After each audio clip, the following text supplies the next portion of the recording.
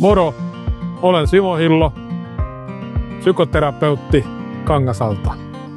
Terapian suuntaukseni on kognitiivinen käyttäytymisterapia.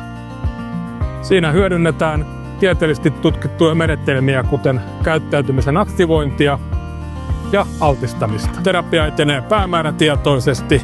Etsimme yhdessä toimivia ratkaisuja arkeisiin. Toimivan terapiasuhteen kautta hahmotamme, kuinka ajatukset, tunteet ja käyttäytyminen suhteutuvat toisiinsa. Työskentelytapani on voimavara ja yksilökeskeinen. Hyödynnän työskentelyssäni myös hyväksymis- ja omistautumisterapian menetelmiä. Terapiatilani sijaitsee aivan Kangasalan keskustassa.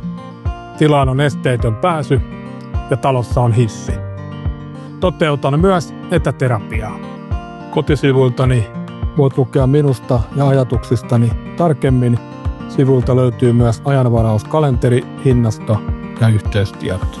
Tervetuloa, terapiassa tavataan.